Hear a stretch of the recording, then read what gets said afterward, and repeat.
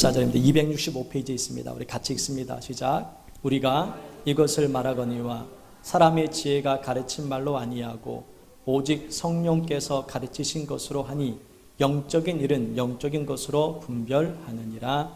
육에 속한 사람은 하나님의 성령의 일들을 받지 아니하나니 이는 그것들이 그에게는 어리석게 보임이요 또 그는 그것들을 알 수도 없나니 그러한 일은 영적으로 분별되기 때문이니라. 아멘.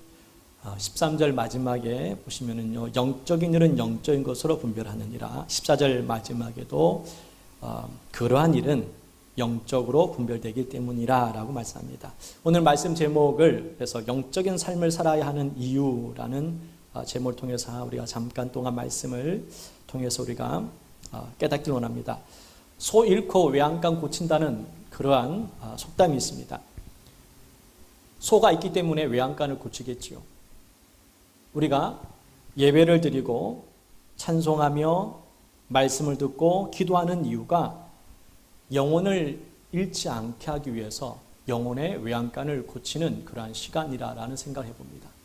소가 있기 때문에 외양간이 있듯이 우리의 영혼이 있기 때문에 이 영혼의 외양간을 반드시 고쳐야 됩니다. 고치지 않게 되면 우리의 영혼을 잃게 됩니다. 우리가 예배 드리는 것과 우리가 찬송하고 기도하고 말씀을 듣는 것이 우리의 영혼을 지키기 위해서 반드시 필요한 것입니다. 사람은 육신만 있는 것이 아닙니다. 영이 존재하기 때문에 영적인 삶을 우리가 반드시 살아야 됩니다. 육체만 있는 짐승 같은 경우에는 죄가 있지 않습니다. 아무리 이 동물이 악하고 좀 못된 짓을 많이 했다고 해가지고 짐승한테 죄가 있다라고 말하지는 않습니다. 그러나 사람은 달라요. 사람은 영이 있기 때문에 죄가 있습니다. 죄에 대한 책임도 져야 된다는 겁니다. 육체만 있다면은 우리는 죄를 지어도 큰 문제가 없습니다. 그러나 영이 있기 때문에 이 죄의 문제를 반드시 우리는 해결해야 된다라고 우리에게 성경은 말씀하고 있습니다. 그리고 우리가 영혼이 있기 때문에 그래서 영적인 삶도 필요하다는 것. 영혼이 없다면은 우리가 이렇게 예배를 드릴 필요도 없습니다. 시간 낭비할 뿐입니다. 우리가 기도하고 말씀을 듣고 봉사 헌신하는 거 다 쓸데없는 짓입니다. 육체만 있다면은 우리는 다 헛된 짓을 하는 겁니다. 그러나 영이 있기 때문에 너무나 필요한 겁니다. 하나님께서 우리를 창조하신 가장 근본적인 목적이 하나 있습니다. 그것은 바로 이사야 43장 21절 말씀에 기록되어 있는데 이 백성은 내가 나를 위하여 지었나니 나를 찬송하게 하려 합니다 라고 말씀하고 있습니다. 노래가 없는 민족 없습니다. 노래가 없는 나라도 없습니다. 고대 사회에도 노래가 있었고 지금도 노래를 부르고 앞으로 태어날 우리 다음 세대 애들도 노래를 좋아할 겁니다. 노래를 통해서 사람들은 기쁨을 얻기도 하고 위로를 받습니다. 노래가 그만큼 중요한 겁니다. 왜 인간은 노래와 떼라 뗄 수가 없느냐? 우리가 창조된 목적 자체가 노래를 부르게 하기 위해서 우리가 창조되었기 때문에 사람은 죽을 때까지 노래와 늘 밀접한 관계를 갖고 있다는 것을 우리는 알게 됩니다. 근데 노래라고 해서 다 좋은 것만 있는 것은 아니다라는 것이 문제입니다. 어떤 노래는 우리의 삶을 병들게 만들고 파괴하는 노래도 있다라는 겁니다. 어떤 노래는 우리를 위로를 해주고 힘을 주기도 합니다. 공포 영화를 보신 적 있을 겁니다. 그 공포 영화가 무서운 것은 음악 때문에도 무서워요. 그 장면 자체가 무서운 경우도 있지만 그러나 그 배경에 음악이 뒷받침될 때 사람의 공포심이 극도로 커집니다.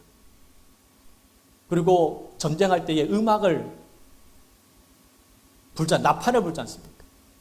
나팔을 부를 때마다 여러분 행진곡 같은 걸 들을 경우에는 그 음악 자체가 사람이 기분을 막 힘있게 만듭니다.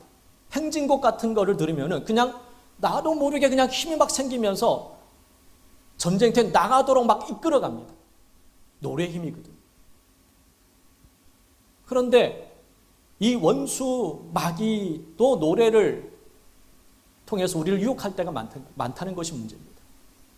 마귀가 좋아하는 노래가 있습니다. 그런 노래를 자꾸 듣게 된다면은 우리의 영은 병들게 될 것이고 그런 노래를 자주 부르는 사람들은 말이 거칩니다.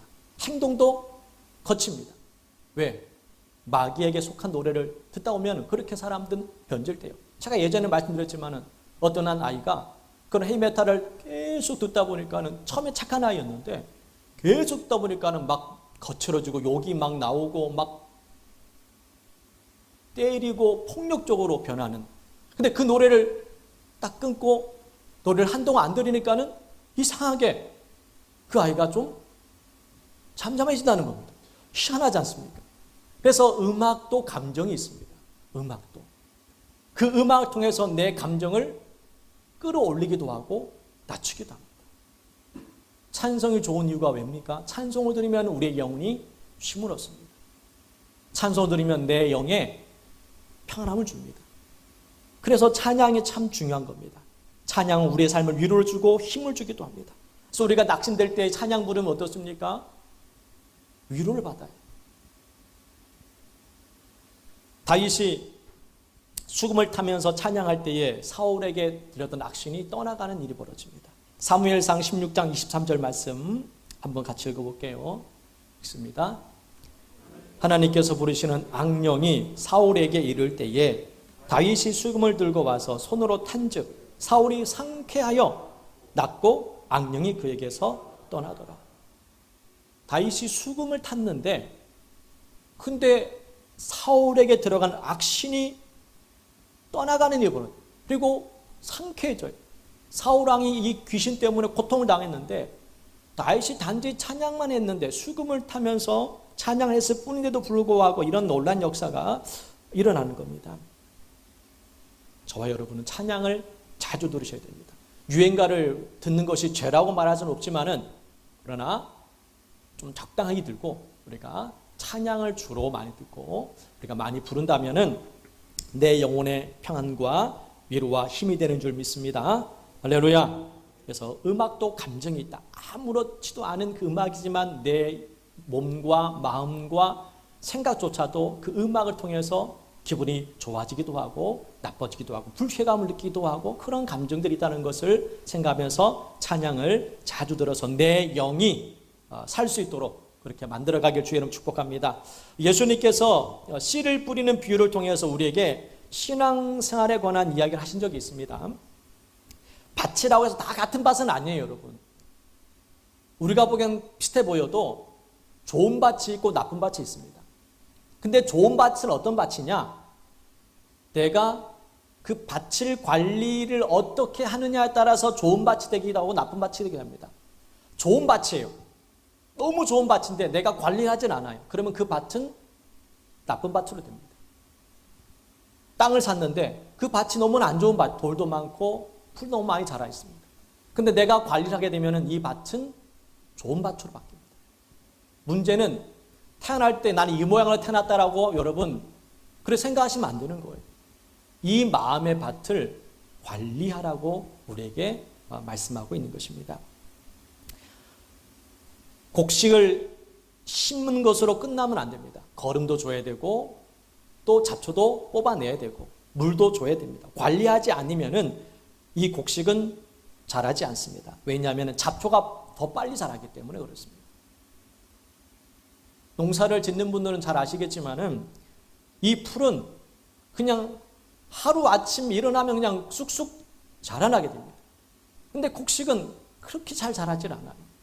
그래서 내 마음 밭 그대로 놔둔다면 여러분의 삶을 그냥 가만히 놔두면은 여러분은 잡초로 무성해가지고 열매를 거둘 수 없는 그런 인생이 될 겁니다. 관리해야 됩니다. 관리한다는 얘기는 뭡니까? 하나님과의 그런 관계를 자주 가져야 된다는 겁니다. 그래서 말씀, 기도, 이 찬송을 계속 관리해야 됩니다. 내 마음의 밭을 말씀을 통해서 기도를 통해서 찬송을 통해서 이 잡초를 자꾸 뽑아내야 되는 겁니다. 그렇지 않으면은 어느 순간에 그 풀이 자라가지고 열매를 맺지 못하게 만듭니다. 우리의 마음과 생각 속에는 좋은 것만 있지 않아요. 우리 속에서는 악하고 음란하고 더러운 것이 훨씬 더 우리의 마음을 가득합니다. 이것들을 관리하셔야 됩니다. 그냥 놔두면은 쓴뿌리가 여러분 인생을 망치게 될 겁니다. 잘못된 그 가치관으로 인하여서 우리를 병들게 만들고 정욕으로 인하여서 나쁜 열매 맺게 만듭니다. 영적인 열매를 맺기 위해서 열심을 내야 된다는 겁니다. 로마서 12장 말씀 한번 읽어보겠습니다. 요한계시록 3장 19절 세 번역도 우리 같이 한번 읽어보겠습니다. 부지런하여 게으르지 말고 열심을 품고 주를 섬기라. 나는 내가 사랑하는 사람은 누구든지 책망도 하고 징계도 한다. 그러므로 너는 열심을 내어 노력하고 회개하여라. 노력하라는 겁니다. 열심을 내라고 말씀합니다. 그냥 방치하면은 여러분의 인생은 망하는 겁니다. 하나님은 알아서 다 해주겠지라는 생각을 가지면 안 돼요. 내가 해야 될 일이 있는 겁니다. 가끔씩 걱정하지 마, 하나님 다 알아서 해줘. 이런 말을 하는 사람들이 있죠. 믿음의 고백이 아닙니다. 이거는 가만히 있으면 하나님께 다 알아서 해줄 테니까는 걱정하지 않아도 해. 이것은 믿음의 고백이 아닌 거예요. 게으르고 나태한 사람들이 하는 말들입니다. 우리가 해야 될 일이 있는 겁니다. 기도해야 되는 것이고 말씀을 들어야 됩니다. 그래야 내 영이 사는 거예요. 땅 가만히 있으면 열매가 저절로 맺어집니까? 아니에요.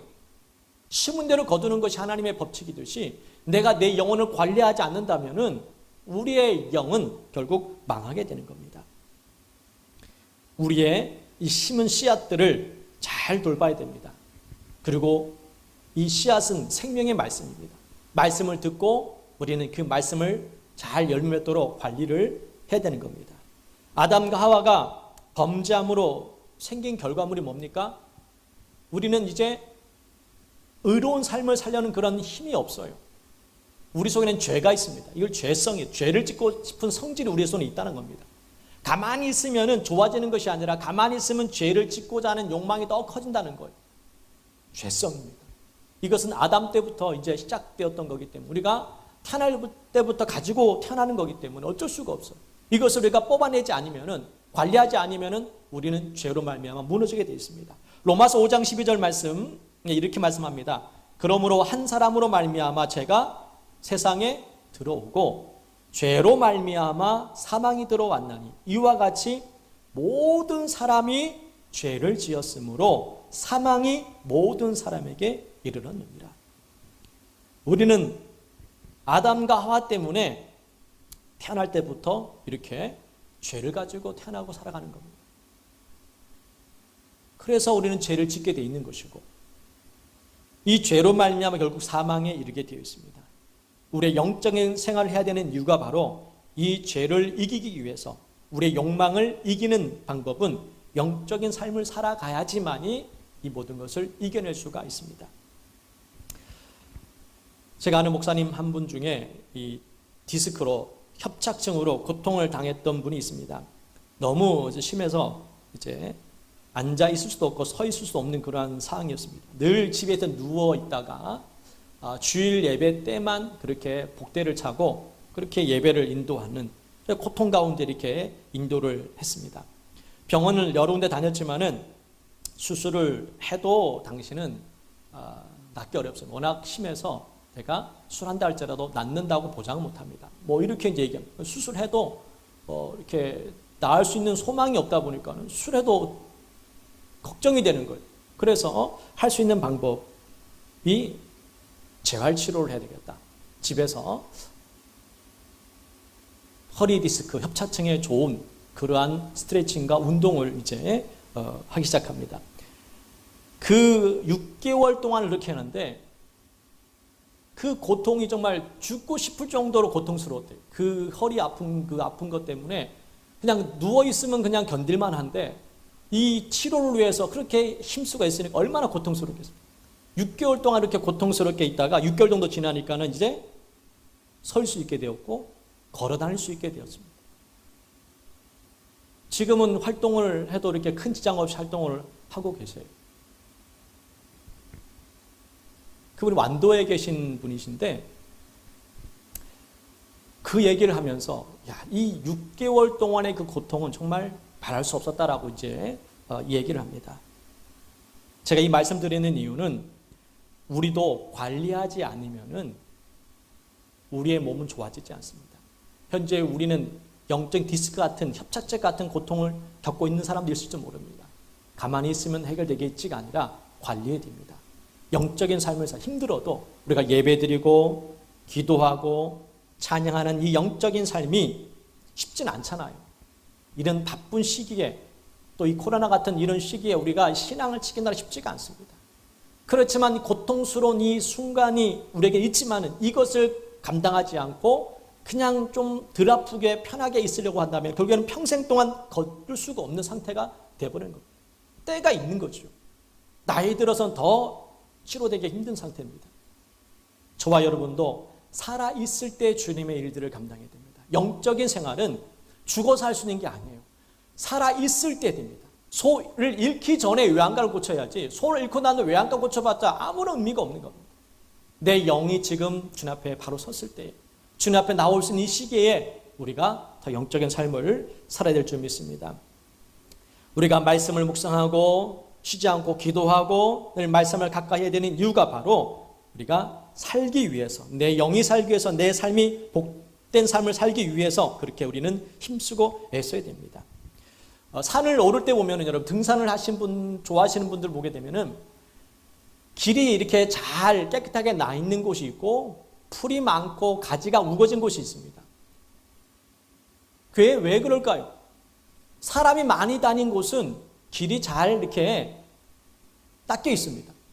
그러나 사람이 잘 다니지 않는 곳은 잡초가 무성하고 나무거지가 그 길을 방해를 해요.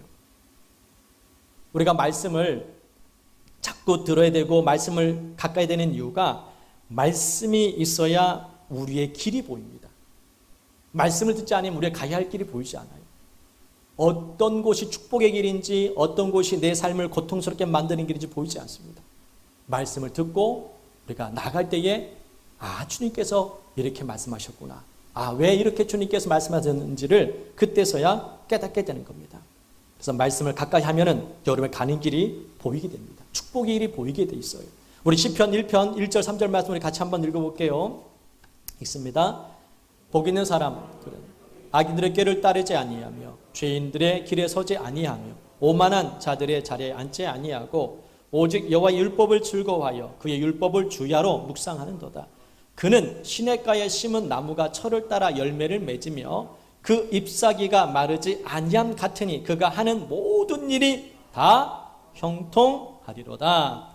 복 있는 사람은 여호와의 율법을 주야로 묵상하는 사람입니다. 그 사람들은 결국 잎사귀가 마르지 아니하는 그러한 축복과 그 길이 형통케 된다라고 말씀하고 있습니다. 우리 인생 가운데 막힐 때가 있습니다. 어떻게 해야 될지 모르는 그러한 상황에 처해 있을 때도 있습니다. 그때 우리가 할 수 있는 것은 한 가지밖에 없습니다. 주님 바라보는 것, 주님을 전적으로 의지하는 겁니다. 우리가 좀 전에 불렀던 찬양 가사를 보시면은 우리 날이 저물어 갈 때, 빈들에서 걸을 때, 그때가 하나님의 때라는 이 찬양, 날이 저물어 간다는 것, 날이 저물어 간다는 것은 무슨 뜻일까요? 날이 저물어 간다는 것은 때가 얼마 남지 않았다는 겁니다. 암으로 죽을 병에 걸린 사람이 있습니다. 사형 선고받은 사람들, 또 어떤 사람은 이제 나이가 들어서 정말 황혼이 깃든 그러한 사람도 있을 겁니다. 또 사람은 또 언제 죽을지 모르니까 날이 저물어 갈 때에, 빈들에서 걸을 때란 얘기는 나를 도와줄 사람이 아무도 없다는 뜻입니다. 빈들이에요. 아무도 도와줄 사람이 없는 그때에, 그때가 어느 때라고? 하나님의 때라는 겁니다. 그리고 다음 가사에 보면요, 내 힘으로 안 될 때, 내 힘으로 안 된다는 얘기는 이제 모든 포기한 상태입니다. 끝난 상태예요. 내 인생 끝났구나 라고, 그때가 하나님의 때라는 것이고, 빈손으로 걸을 때라는 얘기는 나에겐 가진 것이 이제 아무것도 없는 겁니다. 모든 것이 이제 쫄딱 망해서 이제는 돈도 없고 힘도 없고 내 주에는 아무도 나를 도와줄 사람 없는 그때, 그때가 하나님의 때라는 거. 우리 찬양 한번 불러볼게요. 우리 다시 한번 불러보겠습니다. 우리 불렀던 찬양인데 다시 한번 우리 불러볼게요. 불러보고 말씀을 다시 이어서 하겠습니다. 날이 저물어 갈 때, 빈들에서 걸을 때, 그때가 하나님의 때. 날이 저물한다는 것은 이제 내 삶이 얼마 남지 않은 그때라는 거죠. 빈들에서 걸을 때에 주님, 나를 도와줄 아무도 없습니다. 그때가 하나님의 때임을 고백했으면 좋겠습니다. 우리 찬양, 우리 1절만 불러볼게요.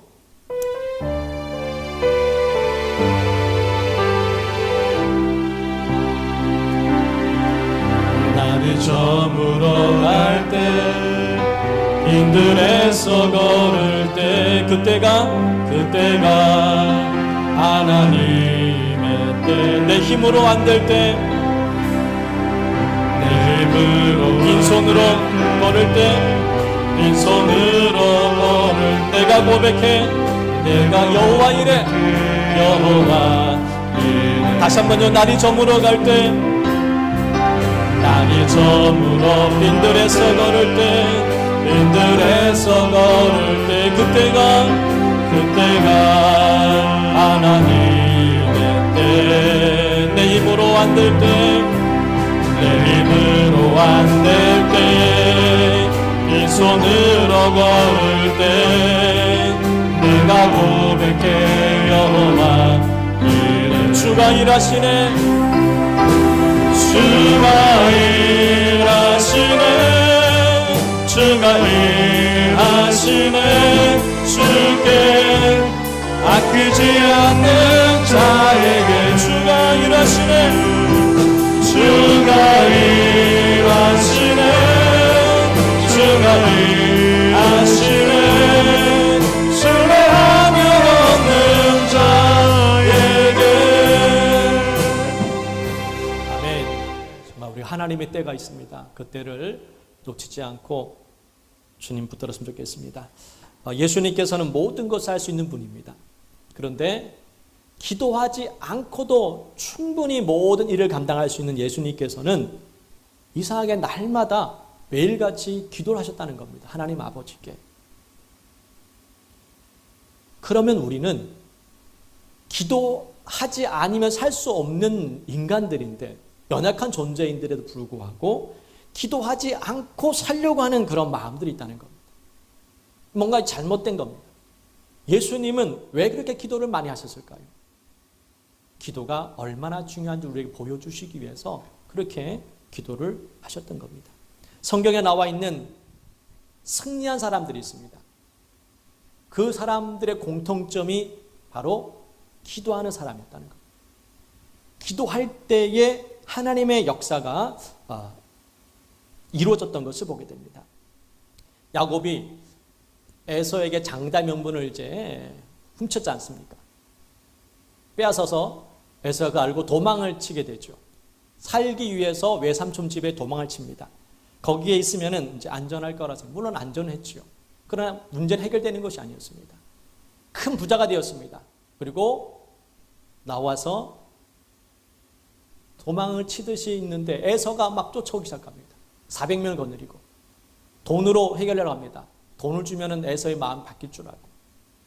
그런데 여전히 바뀌는 것이 없었습니다. 에서를 피해서 도망을 쳐도 해결된 것이 아니었고, 돈을 통해서 해결하려고 했지만 해결되지 않았습니다. 그때 야곱이 무엇을 합니까? 기도를 합니다. 이상하게 기도를 하니까는 놀란 역사가 벌어집니다. 도망을 쳐도 안 됐는데, 돈으로 해결하려고도 안 됐는데, 결국 마지막에 기도를 하고 주 앞에 환두뼈가 부러지면서 그런 고통 가운데 있을 때에 이제는 도망칠 수 없는 상황이잖아요. 그때 하나님의 역사가 일어나는 것이 시작합니다. 에서 마음이 바뀌기 시작하는 겁니다. 지금까지는 동생을 죽이려고 그렇게 했었는데 동생의 모습을 보니까는 마음이 확 바뀐 거예요. 이게 기도의 역사라는 겁니다. 우리는 내 힘으로 막 하려고 합니다. 뭐 돈으로 해결하려고 하기도 하고, 또 때로는 도망치기도 하고, 다른 여러 가지 사람을 통해서 뭔가 해결하려고 하지만은 그 방법이 해결되는 것처럼 보이지만 여전히 또 계속 그 문제는 계속 우리에게 찾아오고 있다는 거예요. 마지막 야곱이 깨달은 것이 기도였다는 겁니다. 영적인 삶이 필요하다는 겁니다. 왜? 우리는 영이 있기 때문에, 우리의 영혼이 있기 때문에 영적인 삶을 살지 않으면 우리는 결국 실패한 인생이 될 것입니다. 그래서 예배를 소홀히 여기지 말아야 됩니다. 예배를. 지금 코로나로 인하여서 이제 많은 성도들이 가정에서 이제 온라인 예배를 드리고 있습니다. 집에서 예배를 드릴지라도 정해놓은 시간에 예배를 드리셔야 됩니다. 가족들이 야 내일 아침에 일어나서 그냥 편한 시간 예배 드리자 이렇게 하면 안 돼요.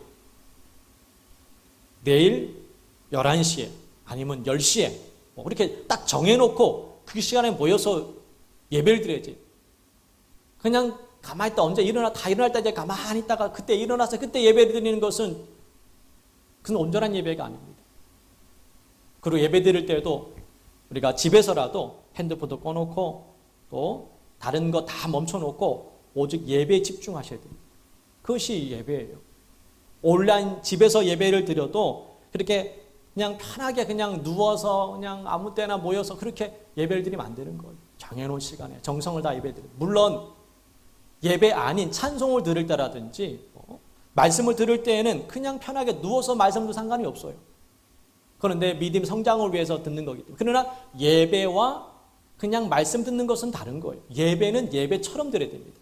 근데 예배를 그냥 찬양 집에서 듣는 것처럼 말씀 듣는 것처럼 하시면 안 되는 거예요. 예배는 좀 구별되어지게 드려야 됩니다. 저도 저녁 때 누워서 말씀을 들을 때 있고 찬양을 들을 때 많아요. 그건 그냥 내 믿음 성장을 위해서 듣는 건 상관이 없어요. 그러나 예배라고 우리가 한다면은 정해놓은 시간에 드리는, 이건 약속이, 하나님과 약속입니다. 내가 우리 가정은 내일 주일이니까는 교회를 우리가 가기 힘든 상황이니까는 내일 11시에 우리가 예배 드릴 거야. 미리 아이들이 얘기해주고 준비를 하도록 만들어요. 그래서 같이 모여서 예배 드리는 그런 예배가 주님께서 기뻐하신 예배가 되는 겁니다. 요한복음 4장 23절 말씀 한번 읽어볼게요. 읽습니다. 아버지께 참되게 예배하는 자들은 영과 진리로 예배할 때가 오나니 곧 이때라. 아버지께서는 자기에게 이렇게 예배하는 자들을 찾으시느니라. 아멘. 주님이 찾으시는 예배자들이 있다라고 우리에게 말씀합니다. 그리고 우리가 기도할 때도 생각을 좀 바꿀 필요가 있습니다. 예배를 드리는 것도 이렇게 정말 하나님이 기뻐하시는 예배를 드려야 됩니다. 기도하는 이유가 뭡니까? 기도하는 이유는 하나님께로부터 무엇을 얻기 위해서 기도하는 게 아니에요. 기도란 하나님의 뜻을 알기 위해서 기도하는 겁니다. 내 뜻은 이런데 과연 하나님의 뜻은 무엇일까? 그것을 알기 위해서 기도하는 거예요. 근데 우리는 자꾸 착각합니다. 내 뜻을 이루기 위해서 기도하려고 합니다. 주님, 제가 이런 일이 있습니다. 이렇게 하고 싶습니다. 그러니 해결해 주십시오 라고 기도를 합니다. 물론 그렇게 기도하는 게 잘못된 것은 아니에요. 그렇지만은 그렇게 기도한 이후에 물어봐야 됩니다. 하나님 뜻은 뭘까요? 저는 이렇게 되기를 원하는데, 이렇게 하기를 원하는데 하나님 뜻은 어디에 있습니까? 그렇게 물어봐야 된다는 겁니다. 근데 우리는 그것을 물어보기를 싫어해요. 왜? 혹시 내가 원하는 대로 되지 않을까 봐. 그런 온전한 기도가 아닙니다. 그는 아이들 같은 기도예요. 아이들이 자기 원하는 걸 자꾸 달라 떼쓰는 것처럼 그런 기도는 초신자 때나 하는 것이지, 신앙생활 지금 몇 년째 하는데 여전히 내가 원하는 것만 달라고 하고 내가 원하는 것만 이루려고 한다면은 그것은 하나님이 기뻐하시는 기도가 아닙니다. 예수님처럼 그렇게 기도하셔야 됩니다. 나의 원대로 마옵시고 아버지 뜻대로 되기를 원합니다. 이런 고백이 우리에게 있어야 됩니다. 그러한 기도를 통해서 하나님 우리의 삶을 더욱더 복되게 만드실 겁니다. 열심히 낸다고 다 그것이 옳은 것은 아니에요. 잘못된 열심은 열심히 할수록 죄 짓는 겁니다. 요한복음 2장 17절 말씀 이렇게 말씀합니다. 한번 읽어볼게요. 제자들이 성경 말씀에 주의 전을 사모하는 열심이 나를 삼키리라 한 것을 기억하라. 주의 전을 열심히 사모하는데 오히려 하나님을 이를 방해하는 겁니다. 나를 삼키리라. 이러한 악한 일을 하는 겁니다. 그들은 몰랐어요. 그게 열심히 내면 좋은 것만 생각했습니다. 그렇지 않다는 거예요.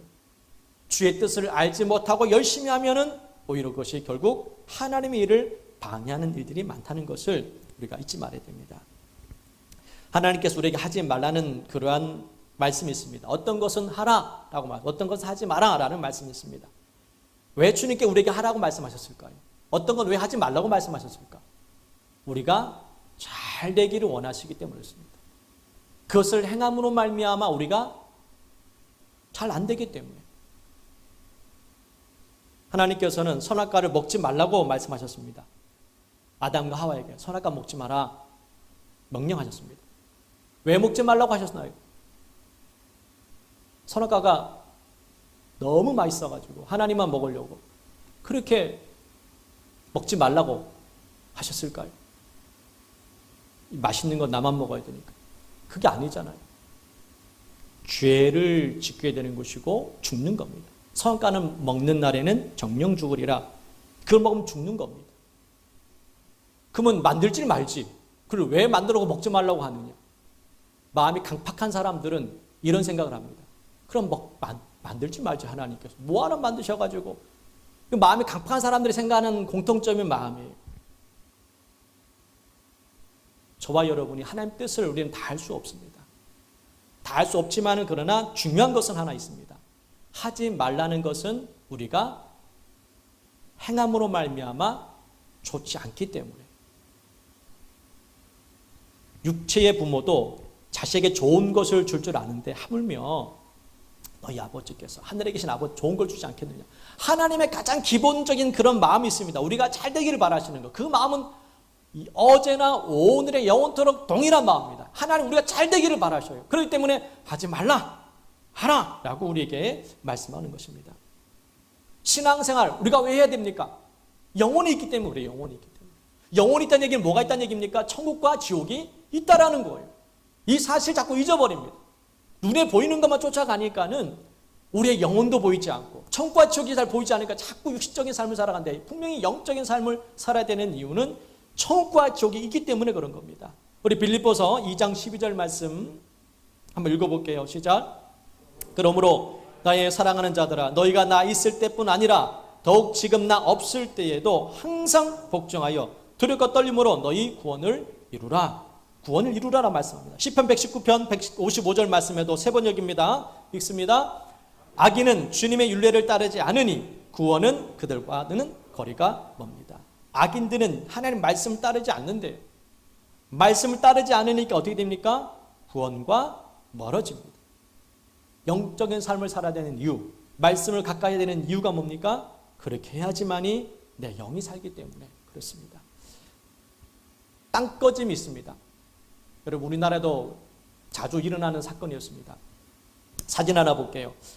싱크홀이라고 얘기도 하죠. 이 싱크홀이 생기는 이유 중에 지하수가 이제 어떤 땅은 지하수가 흐르는데 지하수가 이제 말라버리면은 빈 공간이 생겨서 이제 주저앉는 경우도 있고 또 상수도가 터져가지고 물 때문에 이 흙이 씻겨 나가서 내려앉는 경우도 많습니다. 우리나라 같은 경우에는 이제 이 상수도가 밑에서 터졌기 때문에 이 싱크홀이 생기는 경우가 있습니다.